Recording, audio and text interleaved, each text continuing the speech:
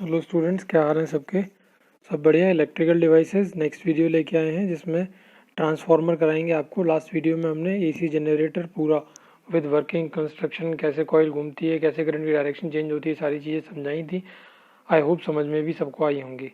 उसी बेस्ट तरीके से ट्रांसफार्मर को समझाने की कोशिश करेंगे।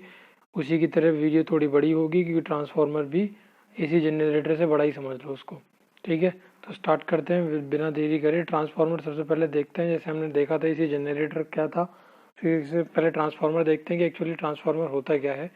ये एक ऐसा डिवाइस है जो कि यूज़ करते हैं, जिसको हम लोग क्या करने के लिए, एसी वोल्टेजेस चेंज करने के लिए, यानी वोल्टेज बढ़ाने घटाने के लिए जो डिवाइस यूज़ किया जाता है उस डिवाइस का नाम ट्रांसफार्मर होता है।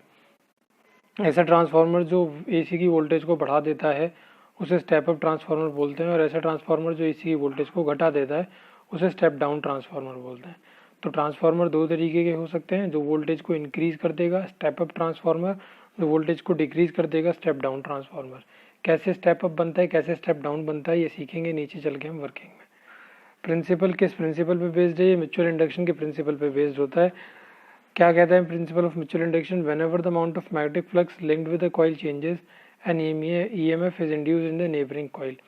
जब कभी भी हम क्या करते हैं, magnetic flux linked with primary coil change, primary coil मतलब एक कॉइल से लिंक्ड, अगर आप मैग्नेटिक फ्लक्स चेंज करते हो तो क्या होगा, उसके आसपास का मैग्नेटिक फ्लक्स चेंज होगा, जो दूसरी कॉइल्स के बराबर में है उसके आसपास का मैग्नेटिक फ्लक्स भी चेंज होगा, जिसकी वजह से दूसरी कॉइल में क्या हो जाता है कि ईएमएफ इंड्यूस हो जाता है, जो कि म्यूचुअल इंडक्शन में हम लोग पढ़ के आ रखे हैं, पूरा सीख रखा है आपने, इलेक्ट्रोमैग्नेटिक इंडक्शन चैप्टर में समझाया था। तो म्यूचुअल इंडक्शन के बेसिस पे ये काम करेगा, यानी कि अगर मैं प्राइमरी कॉइल से लिंक्ड ईएमएफ चेंज करूंगा या मैग्नेटिक फ्लक्स चेंज करूंगा तो दूसरी कॉइल में ईएमएफ इंड्यूस हो जाएगा। कंस्ट्रक्शन किस तरीके का होता है इसका, transformer consist of a rectangular soft iron core.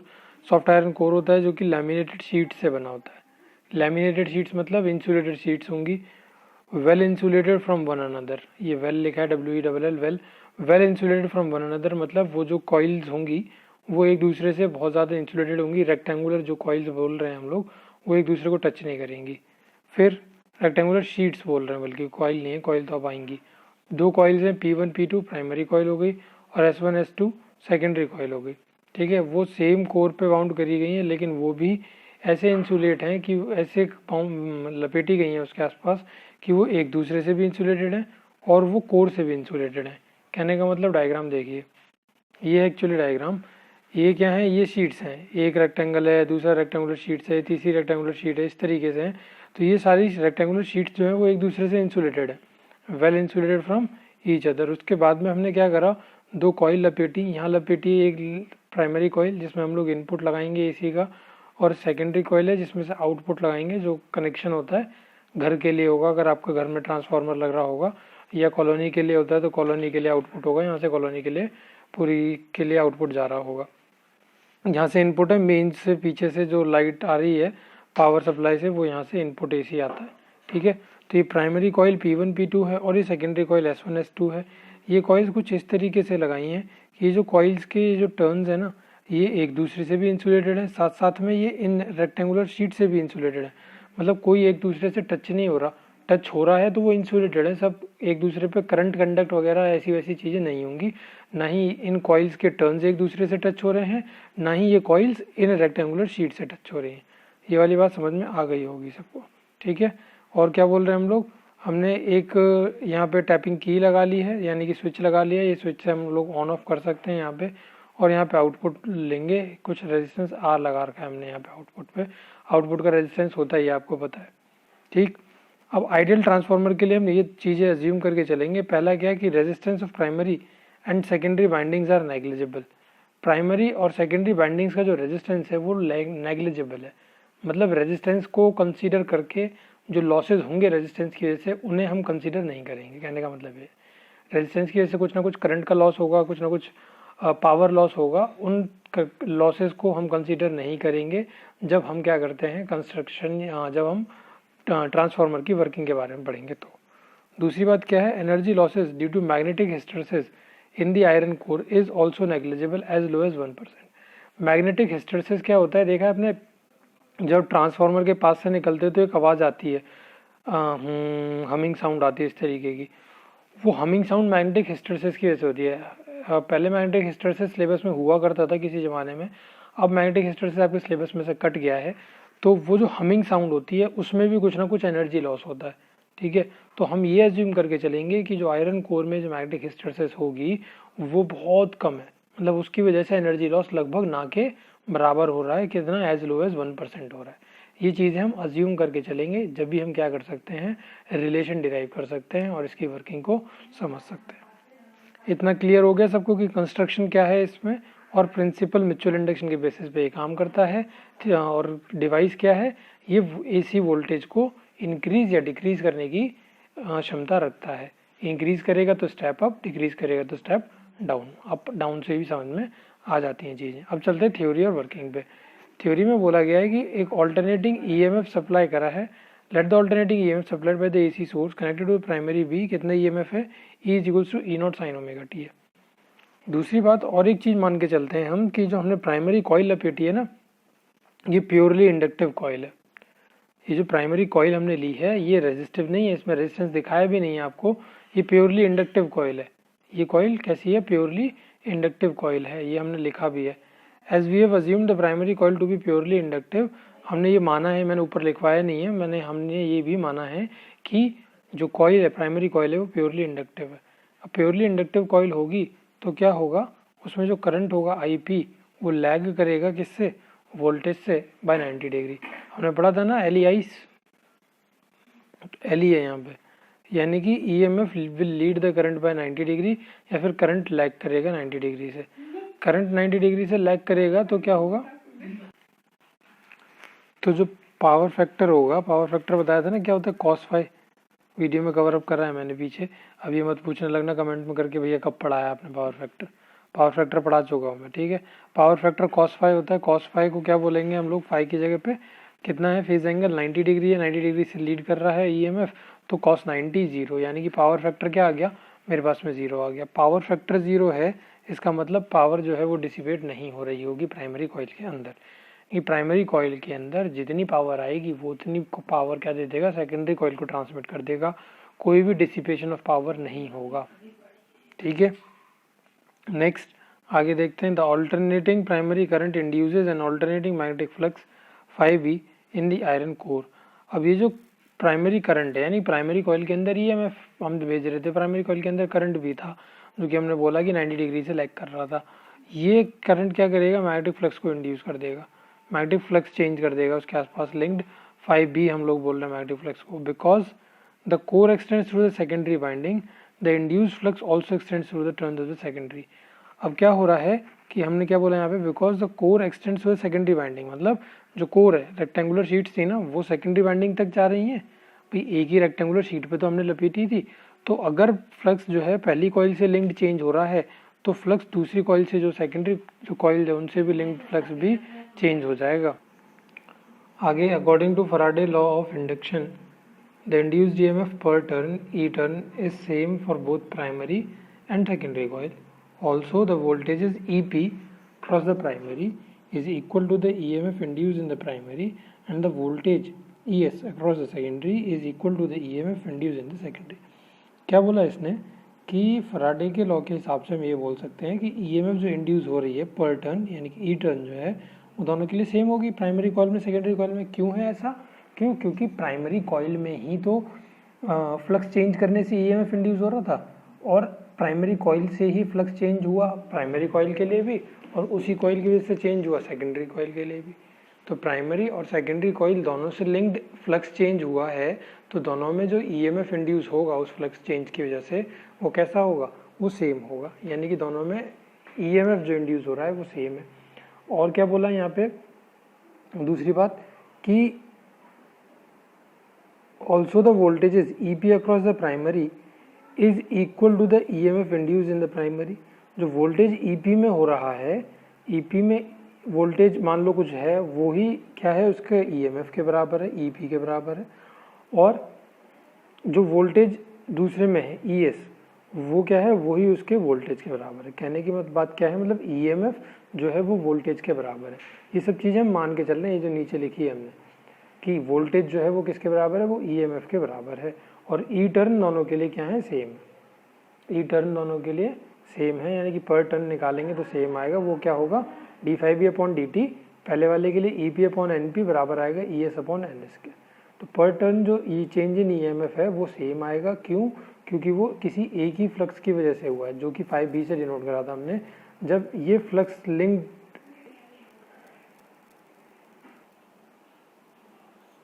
तो ई टर्न कितना आ जाएगा, ई टर्न आ जाएगा d∅b/dt। भाई EMF किस वजह से हो रहा था, पर टर्न। क्यों? क्योंकि ये मैग्नेटिक फ्लक्स चेंज हो रहा था। ये मैग्नेटिक फ्लक्स चेंज हो रहा था, magnetic flux linked with primary coil was changing and due two rectangular core sheet the flux linked with the secondary coil was also changing, which was inducing an EMF that is denoted by E turn over here.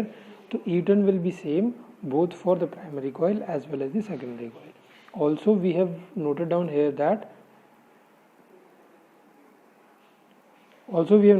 that that EMF across the primary coil is equal to its voltage and EMF induced in the secondary coil is equal to its voltage.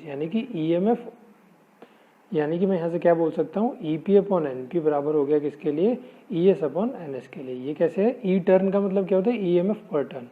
तो EMF primary coil के लिए EP था, उसमें turn कितनी थी, तो NP थी, तो पर टर्न कितना है उसमें EMF आ जाएगा, EP/NP आ जाएगा।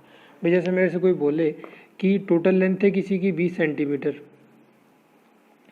और उसके अंदर 10 टर्न्स हैं, ऐसे कोई मेरे से बोले तो पर टर्न लेंथ बताओ, तो मैं कैसे बताऊंगा कि 20/10 कर दूंगा तो 2 आ जाएगा, यानी कि 2 सेंटीमीटर पर टर्न हो गई इसकी लेंथ। तो वही काम मैंने यहाँ करा है कि ई टर्न निकालना था मुझे, तो EMF linked with the primary EP हो गया, NP उसके टर्न्स हो गए, EP/NP कर दिया।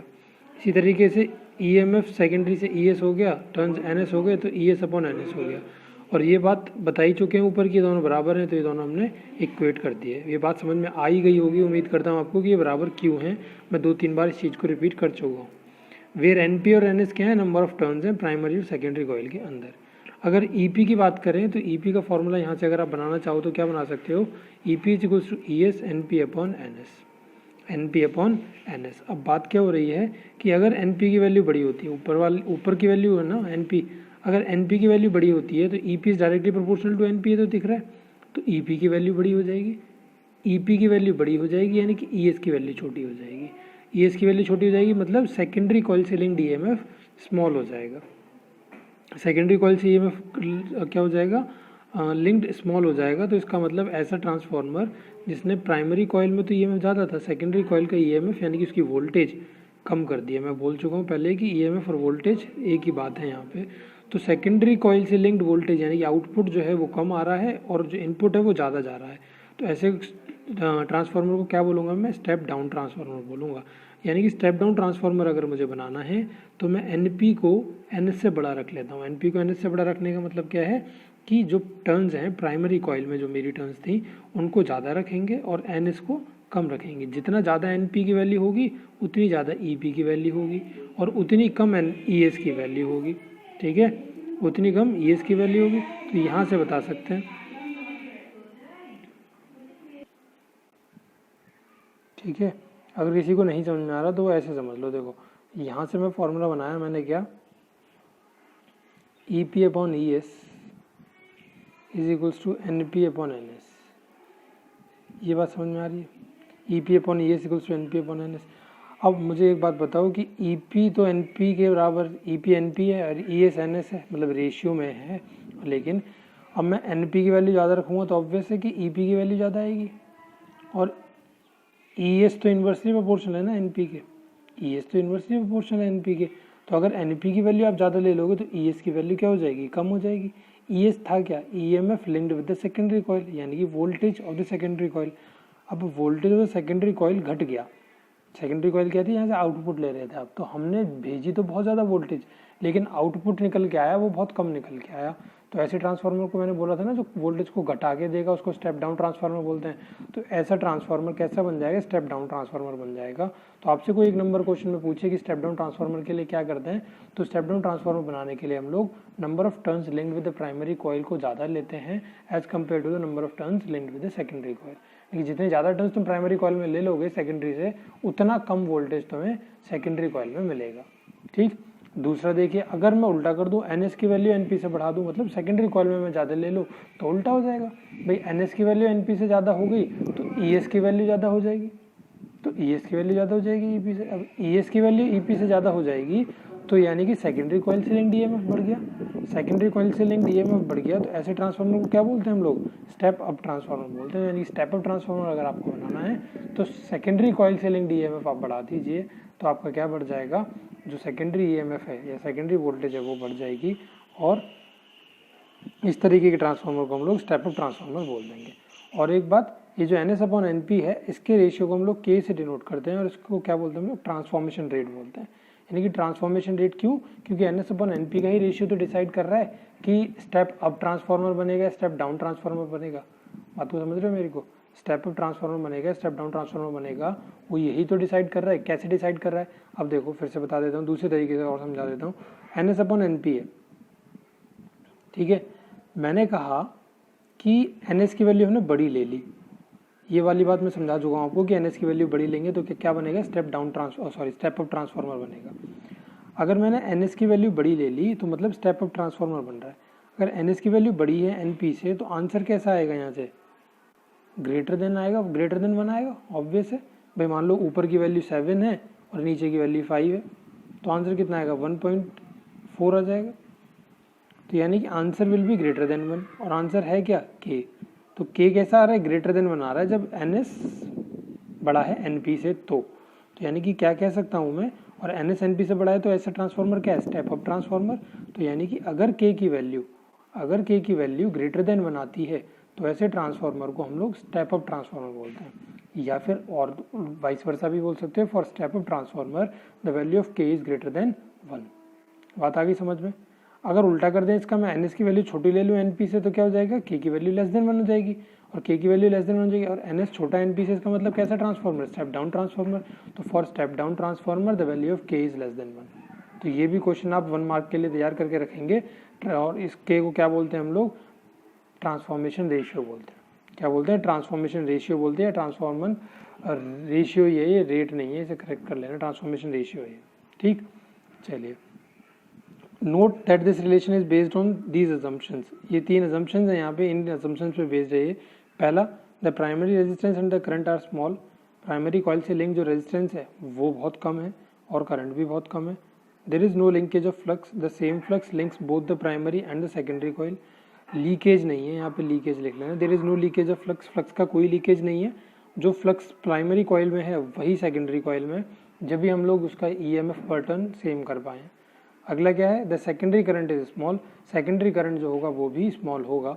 इन 3 अजम्पशन पे बेस्ड है ये रिलेशन जो आपने ऊपर बनाया था, ये वाला रिलेशन, ये जो सेकंड इक्वेशन बनाई है ये रिलेशन, ये 3 अजम्पशंस पे बेस्ड है।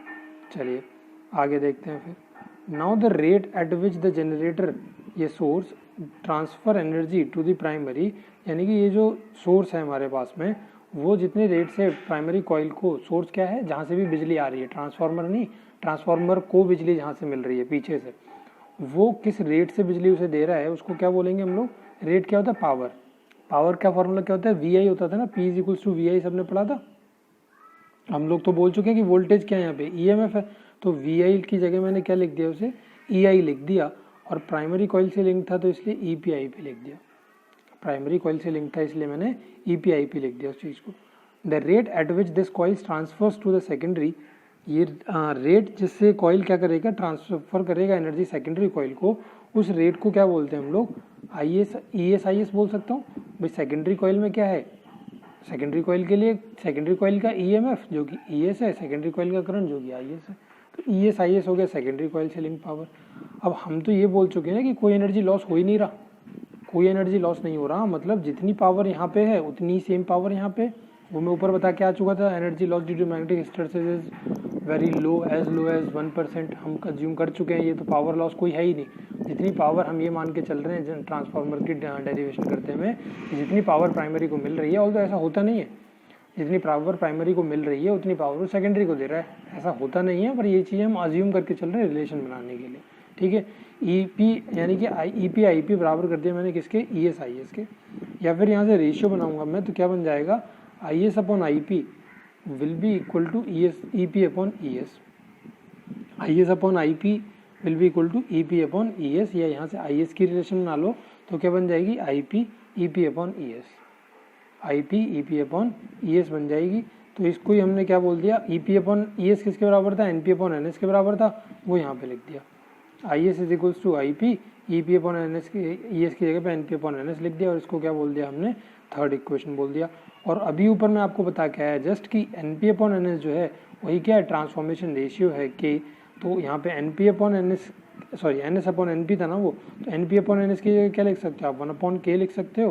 तो यहाँ पे मैंने क्या लिख दिया, आई एस का फॉर्मूला क्या बना दिया, आई पी अपॉन के, आई पी अपॉन के। और अभी ऊपर बता के आया मैं आपको कि ट्रांसफॉर्मर, स्टेप अप ट्रांसफॉर्मर के लिए के की वैल्यू क्या होती है, 1 से ग्रेटर होती है। स्टेप अप ट्रांसफॉर्मर के लिए के की वैल्यू 1 से बड़ी होती है। अब के की वैल्यू 1 से बड़ी आ जाएगी तो ऑब्वियसली क्या हो जाएगा, ये वाली वैल्यू बड़ी हो जाएगी, ये वाली वैल्यू छोटी हो जाएगी, क्योंकि I S will be smaller than I P. अगर के की वैल्यू 1 से बड़ी हो जाएगी तो आई एस की वैल्यू क्या हो जाएगी, छोटी हो जाएगी आई पी से। बात समझ में आ रही है सबको, क्यों हो रहा है ऐसा सब कुछ, ठीक। चलिए आगे चलते हैं। दैट इज, क्या बोल सकता हूँ मैं यहाँ से, that is secondary current is weaker when secondary voltage is higher. जब ये बातें समझ में नहीं आती ना इस तरीके की, तो वैल्यूज़ कुछ लेके जब करके देख लिया करो कि के की वैल्यू 1 से बड़ी होगी तो कैसे होगा, ये छोटा, तो 1 वैल्यू अज्यूम कर लो कुछ और पुट करके देख लिया करो अगर कन्फ्यूजन होता है तो। That is secondary current is weaker, यानी कि सेकेंडरी करंट वीकर हो जाएगा कब, जब सेकेंडरी वोल्टेज हायर होती है। सेकेंडरी वोल्टेज ही तो हायर होती है स्टेप अप ट्रांसफार्मर में, स्टेप अप ट्रांसफार्मर में ई एस ही तो ज़्यादा होता है। तो हम क्या बोल सकते हैं कि सेकेंडरी करंट, यानी कि सेकेंडरी कॉइल से लिंक्ड जो करंट है वो वीकर होगा जब सेकेंडरी कॉइल से लिंक्ड वोल्टेज हायर होगी। That is what ever the gain in voltage is lost in current, यानी कि जो भी वोल्टेज में गेन हमने करा था वो करंट में लॉस हो जाएगा। जब भी हम कह रहे हैं कि सेम रहता सब कुछ, यानी कि जो भी वोल्टेज में आपने गेन करा, वोल्टेज बढ़ा दिया आपने तो करंट घट जाएगा, उसको क्या करने के लिए, नलीफाई करने के लिए। तो what ever the gain in the voltage is lost in current, ठीक। नेक्स्ट इक्वेशन, हमने जो थर्ड इक्वेशन बनाई थी इसको थोड़ा सा मॉडिफाई कर रहे हैं। I S upon I P equals to N P upon N S लिखा था, इसको मैंने आई पी के लिए बना लिया इक्वेशन को। आई पी के लिए क्या बन जाएगी, I P is equals to I S N S upon N P बन जाएगी, N S upon N P बन जाएगी। अब ये देखिए आई एस को क्या लिख सकते हो आप लोग, भाई सेकेंडरी कॉइल से लिंक तो हमने रेजिस्टेंस माना था ना, तो सेकेंडरी कॉइल के लिए आई एस को क्या लिख सकता हूँ, ई एस अपॉन आर लिख सकता हूँ। तो आई पी का फॉर्मूला क्या बन जाएगा, E S upon R N S upon N P, E S upon R N S upon N P. अब ये बताओ यहाँ पे अगर मैं इस इक्वेशन में ई पी से मल्टीप्लाई डिवाइड कर दूँ, ई पी से मल्टीप्लाई डिवाइड कर दूँ तो क्या हो जाएगा इस इक्वेशन का हाल, कुछ ऐसा हाल हो जाएगा इसका। E S upon E P multiply कर दिया, ठीक है, into E P upon R into N S upon N P, ये तो इक्वेशन बन जाएगी। मैंने ई पी से मल्टीप्लाई डिवाइड करा है। E S upon E P क्या होता है, N S upon N P के बराबर होता है, तो यहाँ पे भी आप N S upon N P लिख सकते हो, और यहाँ पे N S upon N P पहले ही है, तो N S upon N P into N S upon N P करोगे तो क्या हो जाएगा, N S upon N P का स्क्वायर बन जाएगा, और ये क्या है, ई पी अपॉन आर। तो फॉर्मूला ये बन सकता है ना, I P is equals to E P upon R into N S upon N P का स्क्वायर। देख लो, इसको नोट कर लेना अगर यहाँ पे बीच में नोट करना चाहते हो इस तरीके से, ठीक। ये इक्वेशन बना दी मैंने। अब इसको इससे भी तो कंपेयर कर सकता हूँ, I P is equals to E P upon R equivalent. R equivalent मतलब टोटल नेट रेजिस्टेंस से अगर मैं इससे कंपेयर करूँ तो ई पी एरा, सॉरी आई पी एरा, ई पी एरा, आर इक्विवेलेंट की जगह ये सब चीज़ें लिखी हैं, तो इसको और इसको कंपेयर करके मैं ये बोल सकता हूँ कि आर इक्विवेलेंट इसके बराबर है। भाई आई पी को ये भी तो लिख सकते हैं ना कि E P upon R equivalent, क्योंकि इक्विवेलेंट क्यों ले रहा हूँ मैं, क्योंकि प्राइमरी कॉइल से लिंक्ड रेजिस्टेंस था नहीं कुछ, तो नेट रेजिस्टेंस ले रहा हूँ पूरे के लिए, तो आर इक्विवेलेंट। अब इसको मैं इससे कंपेयर कर रहा हूँ, किसको किससे कंपेयर कर रहा हूँ, देखो दिखाता हूँ मैं आपको।